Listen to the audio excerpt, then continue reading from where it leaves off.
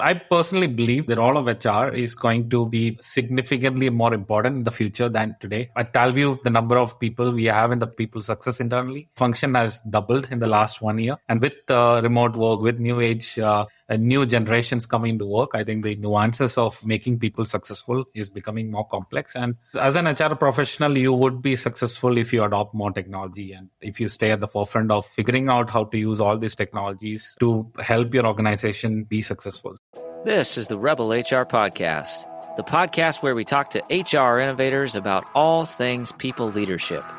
If you're looking for places to find about new ways to think about the world of work, this is the podcast for you. Please subscribe from your favorite podcast listening platform today and leave us a review. Rebel on, HR Rebels. Welcome back, Rebel HR listeners. Very excited for the conversation today. We're going to be diving into all things HR tech. Our guest today is Sanjoe Tom Jose. He is a thought leader, author, and well-known keynote speaker in the HR tech space, as well as co-founder and CEO of Talview. He's passionate about building technologies that make talent management at organizations more effective and efficient. We're going to be talking about some of his innovations today. They include a comprehensive suite of things like hiring solutions as well as proctoring solutions. And we're going to be talking a little bit about AI. So excited for the conversation today. Sanjoe, welcome to the show. Thank you. Happy to be here. Well, we're really happy to have you. And I said this before we hit record, I'm probably going to ask some dumb questions, so just bear with me. But I think this is just such an important topic, especially because as I've been in HR for almost 20 years now, I've just seen tech become more and more and more prevalent, and I don't see that stopping. So it's up to us to educate ourselves on that, right? So with that being said, my first question is, what got you interested in the HR tech space? How did you find your journey to working on helping us solve some of our talent solutions? Thank you. So I think unlike probably many other folks who are in the HR tech space, I started my journey from the perspective of a hiring manager. So in my last role before I became an HR tech entrepreneur, I was involved in hiring a lot of people, and at that time, and I think this has evolved over a period of time, but at time my view of the entire hiring process was that this can be a way more the process can be way more efficient. This was the time around 10, 12 years back when smartphones and internet was becoming more and more popular, and but hiring was still largely in person, required a lot of travel, required a lot of scheduling and in-person interactions and all of that. So as a hiring manager who was involved in high volume hiring, I felt we could use these new technologies to do this in a much more efficient manner. And that's how I started my HR tech journey long back. Yeah, so I'm interviewing quite a few positions right now, and some of them are directly reporting to me. And we get so caught in that world of helping hiring managers find people. I kind of forget how big of a pain it is as a hiring manager sometimes, because I don't do a significant amount of hiring for myself. But yeah, all the coordination and scheduling and screening and sifting is just, it's challenging. So as you thought about solving that problem, and clearly you are an entrepreneur by wiring, where did you decide to actually start your focus, and kind of how did you really start to unpack that problem? Yeah. So I was involved in hiring a distributed sales organization. So I was managing sales for one of the leading instrumentation or automation organizations, and we had we used to hire people across maybe 50 cities at that point of time. And my primary challenge was if when I need to hire in a particular location, my recruitment team would schedule these interviews, and I'll plan for a day, travel to that location, and when I actually land up there, I'm probably supposed to do 10 to 15 interviews, but only 3 or 4 would turn up. Or something else would happen, or maybe some of these candidates I would not have. I don't know why the recruitment team thought would be a great fit for the role, So essentially, we found that there's a lot of inefficiency in that process. And so what at that point of time, what we thought was, hey, everybody is having a smartphone. They didn't probably have the kind of smartphones we have today, but everybody is having smartphones and everybody is having internet. It would be cool if I could um, get a better sense of whom I am meeting beforehand, and the candidate also doesn't need to take a day's leave and plan to meet me when I'm there. If they could probably just take half an hour or 10 minutes to respond to a few set of questions in video, I could play that back and then let the candidate know that I'm really interested in meeting you, and that increases also their skin in the game, because now they know that this is a serious. They're the second round of the process, and it's probably worth investing their time in that process. So that was the initial idea. So we built an app. So I always wanted to be an entrepreneur, and I spoke to one of my friends from school who was already in the talent measurement space. So he was building some interesting technology for a lot of test publishers. And so I discussed my problem statement with him, and we came up with an idea of building an app which would allow companies to do what we today call asynchronous or recorded video interviews. This was around 12 years back. From their smartphone devices, and specifically focused on the sales hiring use case. So and in a very short span of time, we were working with some of the largest pharma companies, some big insurance companies, because they all had this same problem statement. They all were doing distributed hiring, and there was a lot of I would say inefficiencies both from the hiring managers and recruiters, as well as the candidate's perspective in the process, which this could solve. Yeah, absolutely. And, I think it's interesting, now it's a little bit more commonplace, but, 12 years ago, that was the cutting edge. I mean, you would be shocked to have that type of a process, back then. So, so I'm curious, obviously you've been at the forefront of that type of technology. As you look at the technological landscape, have you seen a significant amount of change, or is it still kind of the same technology? It's just being utilized a little bit, more heavily. Like what does that landscape look like? Yeah, I think over the years, obviously my own perspective was changed, evolved, whatever is the right term for that. But essentially, today, from my vantage point, I see what I am doing and what Talview does is basically is all about enabling every professional to build the best career for themselves. So if I look back at my own career, I grew up in a very small village in India, and from there to working with some very large organizations and becoming an entrepreneur, and spending almost a decade in the Silicon Valley. I think I had to cross a lot of barriers. A lot of I had to be in the right place at the right time for many of these things to align, and for me to achieve this. But it was not easy, and there are a lot of different. I would say it's not barriers when you look at whether it's location, whether it's having the right information, whether it's having the right access, or even the right device when it comes to a professional finding the right job for themselves. So we want to build a platform which essentially makes the entire process of talent measurement. And when I refer to talent measurement, that's everything, all forms of measurements which is used to make a decision about whom to hire, whom to promote, whom to certify, whom to internally move to a new role. We want to make that process as efficient and as effective as possible, as objective as possible, and I think from that standpoint, a lot is today already being enabled by technology, especially when it comes to efficiency. There's a lot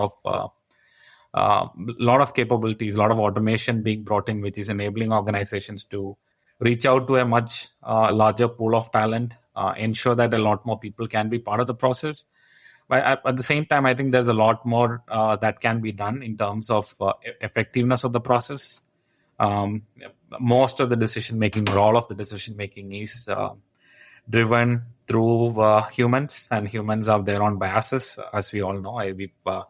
We're going through, as a species, we are going through such a radical pace of change, and we used to working with people of the same kind, working with people of a certain culture, but all of a sudden, with change in technology and with all the changes which are happening around us, we are working in global organizations with people from different regions, different cultures, different backgrounds, and for somebody to overcome all the unconscious bias, which is kind of baked into their wiring as a part of evolution as a species, that becomes one of the biggest hurdles for objective decision making when it comes to talent measurement or talent management today. So I think there's a lot more which can be done from that standpoint, and that's where a lot of our focus is right now. Yeah. Yeah, I think that's a powerful, a powerful way to approach it. Clearly, you're doing something right. The TalView Interview Insights was awarded top product of the year here in September from HR executive organization, the top HR product of the year. So I'll give you a little bit of a kudos there. And it's really looking at that, but also utilizing AI. And, so I'm curious to understand a little bit more about how that works, because, AI, I think it's been, it's kind of like got a little bit of a bad name. And, you'll read these articles about how AI, can screen out, good candidates inadvertently, or cause, some level of inadvertent bias. So how does your system use AI and while making sure that, it is inclusive and that we are addressing some of those implicit biases? Yeah, I think the more traditional approach towards AI is using AI to make decisions, whether it's whom to hire or which resume to filter or how to score a particular application.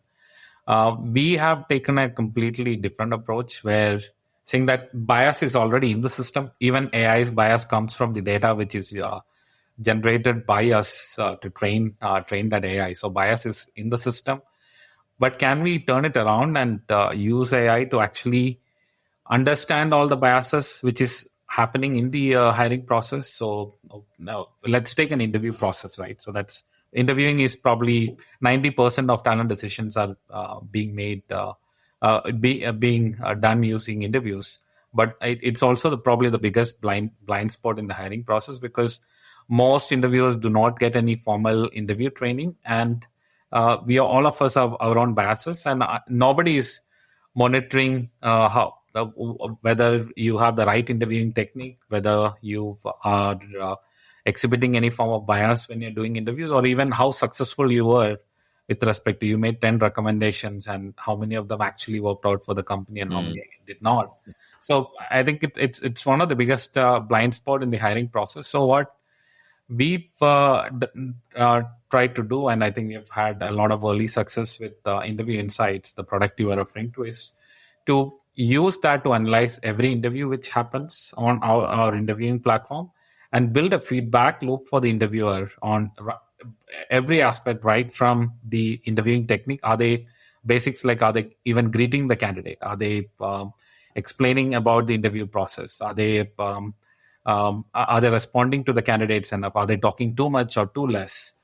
Two, looking at, hey, are you using language which is probably repelling a candidate of a particular gender or a particular age? Are you asking questions which you're not supposed to ask from a legal and compliance standpoint? So build a feedback loop which helps interviewers to continuously improve their interviewing technique. Are they asking as follow-up questions? What are the best interviewing techniques from an interview question structuring standpoint? Are they covering all? If a job requires 5 skills and you had the entire interview around one skill, and now you're making a recommendation of hire or no hire based on that conversation, that's not a valid, I would say, measurement. So bringing all of this natural language processing and AI capabilities to analyze every interview and build the feedback loop for the interviewer, so they can get better, and through that remove the bias in the process, but more importantly, improve the quality of hiring so that organizations can make much better decisions when it comes to whom they're hiring. We'll be back after a quick break.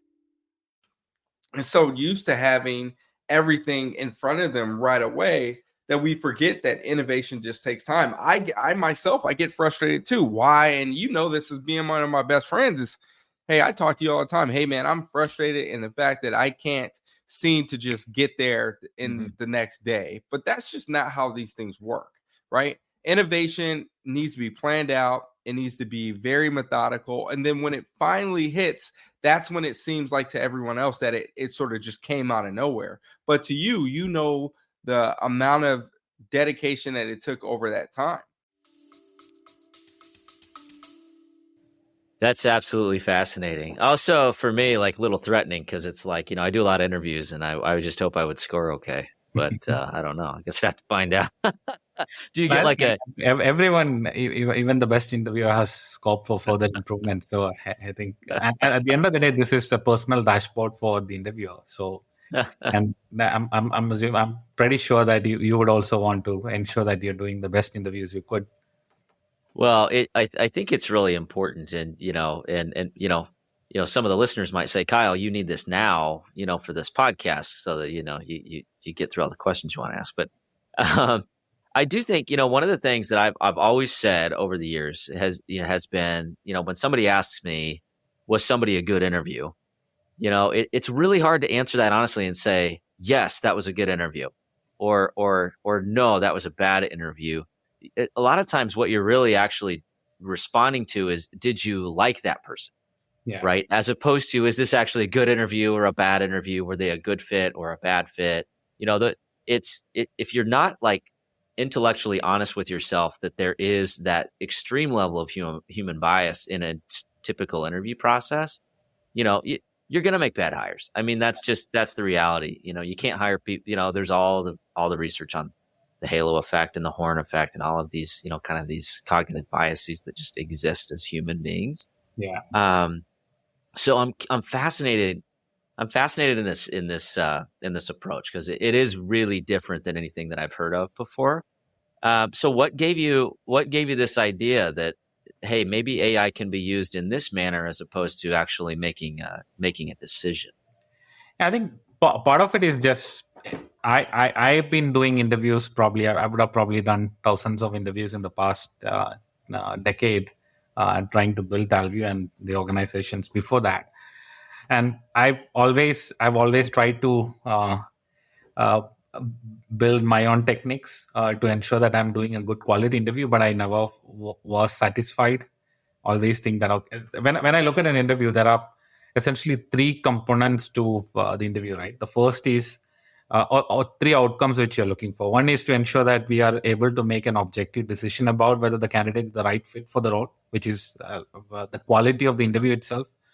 Two is to ensure that interviewing is also a two-way street. So the candidate also needs to like you and like your organization. So are you delivering the right candidate experience? Are you pitching the job and the company in the right manner? Are you ensuring that the person has a good view of what they're getting into?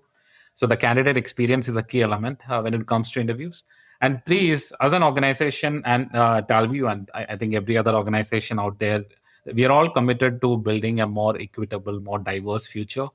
That's the world we all want to live in. And are you complying with all of those aspects? Are you ensuring that you're being you are nurturing and promoting diversity and inclusion through the hiring process? So these three, I would say, are broadly the outcomes which you look for from interview standpoint. And as an interviewer, I found it very difficult for me to stay consistent with all of these aspects. You get into if the discussions can get sidetracked or become very I would say niche based on how the conversations go. So when I started talking to our customers about the same problem statement, I found that they're all challenged by the same issues. Especially, we are working with a lot of customers who are involved in high volume hiring, retail organizations, services organizations, healthcare organizations. So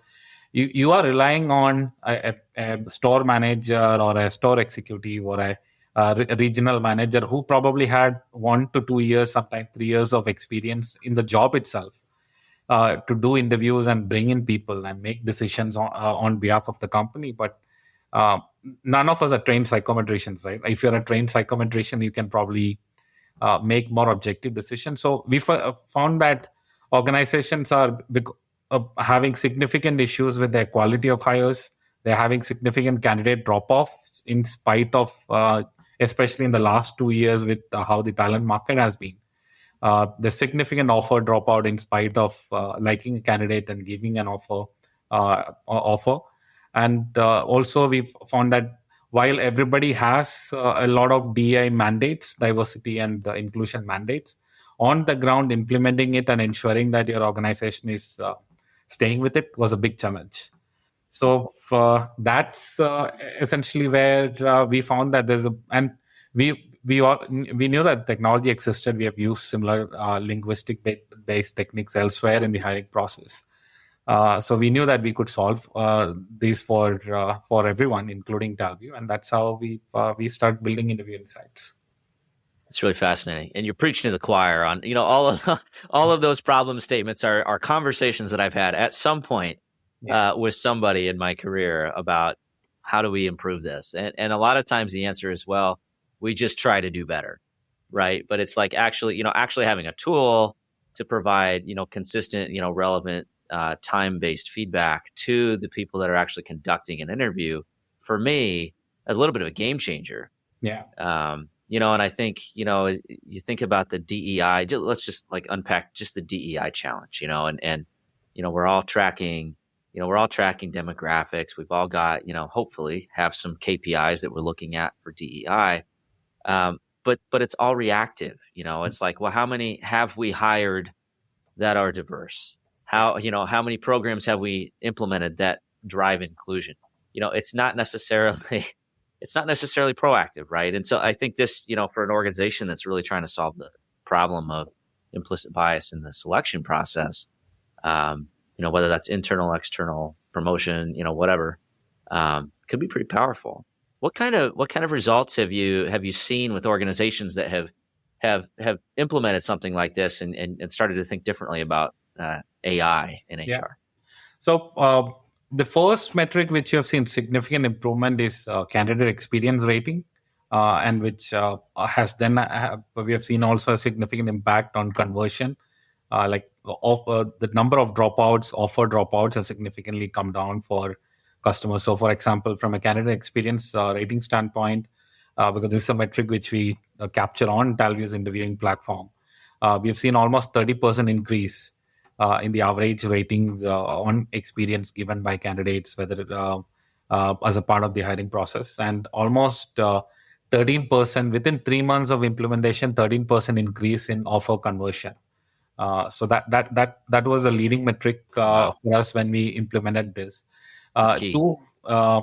From a candidate quality standpoint, and we are tracking it at multiple levels, but the leading metric which we saw was essentially that typically if you have an interview process where the recruiter does the first round interview and then it goes to the hiring manager, and in a lot of high volume hiring, that typically is the traditional process.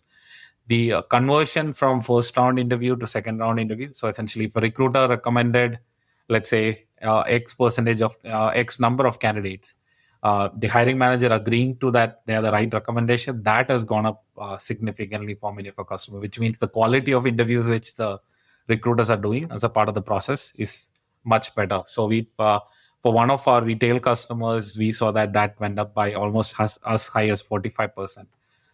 So from a quality of interviewing standpoint, and we've also tracking from a diversity standpoint.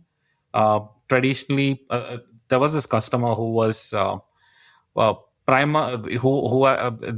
is a key mandate for them, and they have been trying to influence that by bringing in more candidates at the top of the funnel, but the conversion at the end of the day wasn't that great, and they were able to improve their DI mix in terms of final hires significantly after implementing the process.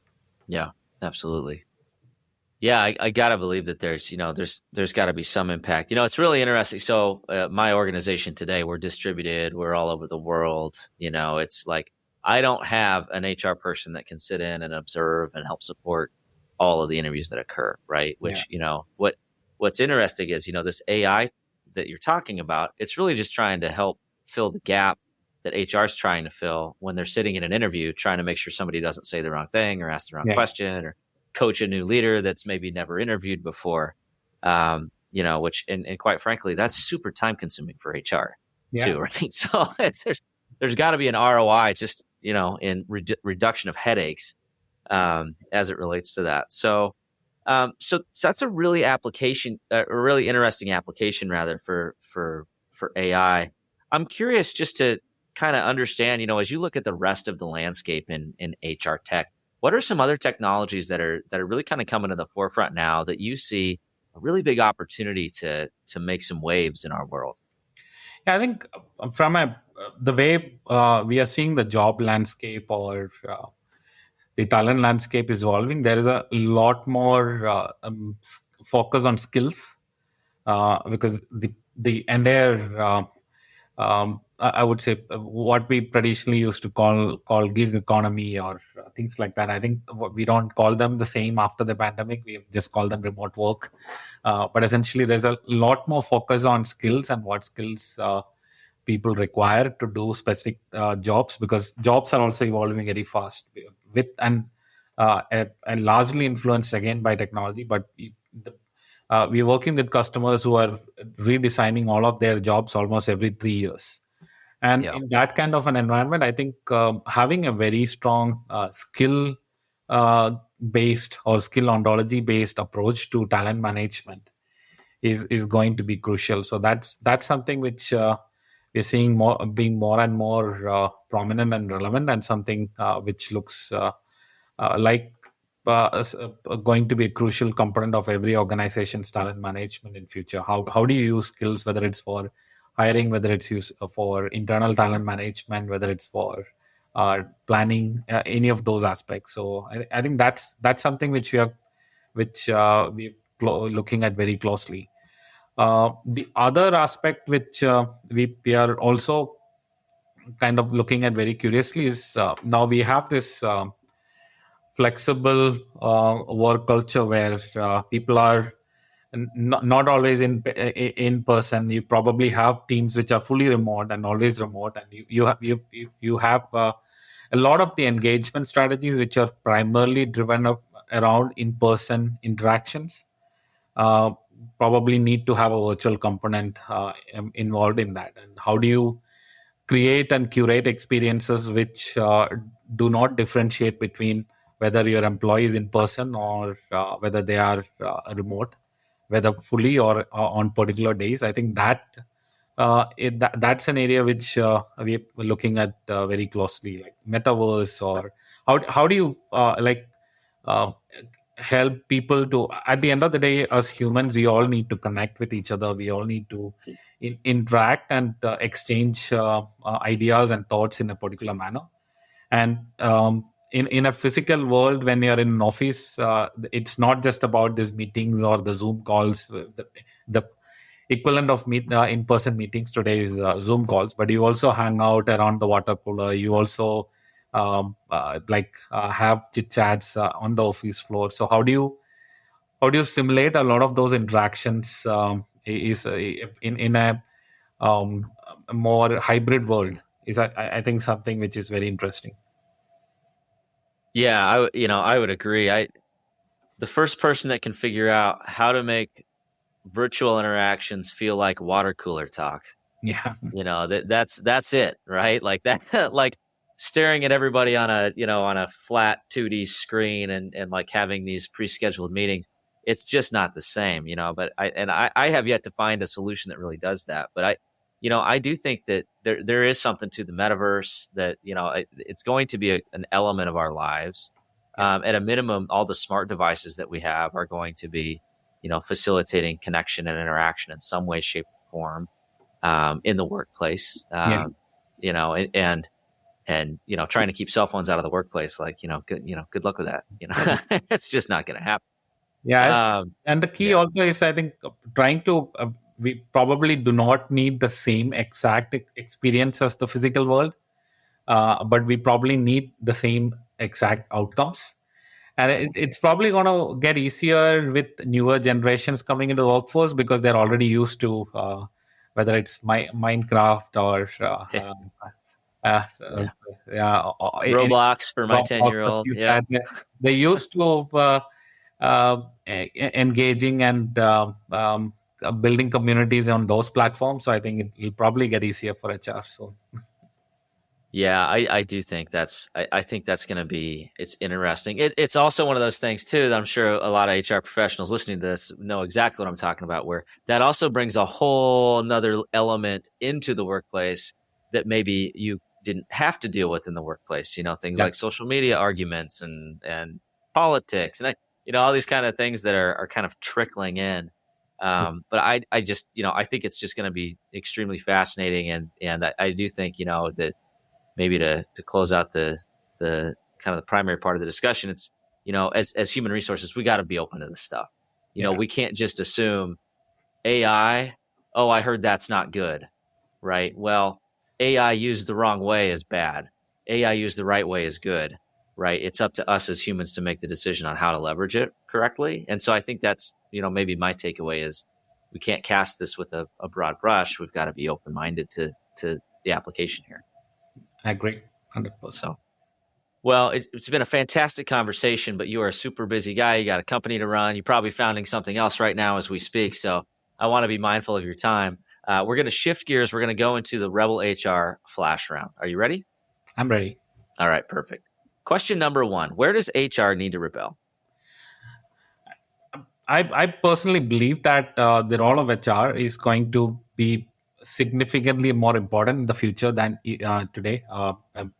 At Talview, the number of people we have in we call it people success internally, function has doubled in the last 1 year. And that with remote work, with new age, new generations coming to work, I think the nuances of making people successful is becoming more complex. And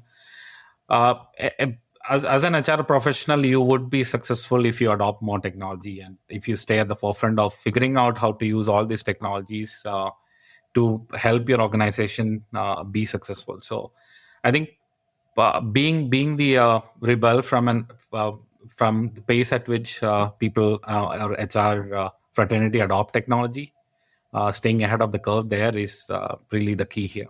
Yeah, absolutely. I couldn't agree more. So it's been, it's one of those things over the last few years. We really have seen HR. I love that, people success. I love that as the title for your human resources department. We've really been thrust to the forefront of some of the things that have been happening in the world: social unrest, COVID, mental health crisis. I don't see that changing. But we've got to be open minded to the tools that can help us with those things. Yeah. All right, question number 2: who should we be listening to? I think my favorite HR tech thought leaders are Josh Bersin, obviously somebody whom I've been tracking very closely and have always been ahead of the curve in terms of thinking about technology. In the HR space, David Savage is somebody else whom I've been interested in. Yeah, so those are some of the top of the mind names. Yeah. Awesome. Yeah, have to check those out for sure. Last question here. So we've talked a lot about some of the work you do and the product that you produce. How can our listeners connect with you, learn more about some of the work you do? I'm very active on LinkedIn. I try to share thoughts, exchange ideas, and also connect with people as much as I can. I'm a people's person, so would love to connect with anybody and share ideas, debate, or any of that on LinkedIn or on Twitter as well. Absolutely. And we will have all that information in the show notes. We'll have links and open up your podcast player, click in. Sanjoe, it's been just an absolutely wonderful conversation. I think really insightful, really helped kind of reshape how I think about AI and the HR tech space in general. And I really appreciate you helping us and learn today. Wonderful. Thanks for hosting me. Thank you. All right, that does it for the Rebel HR podcast. Big thank you to our guests. Follow us on Facebook at Rebel HR Podcast, Twitter at Rebel HR Guy, or see our website at rebelhumanresources.com. The views and opinions expressed by Rebel HR Podcast are those of the authors and do not necessarily reflect the official policy or position of any of the organizations that we represent. No animals were harmed during the filming of this podcast. Baby.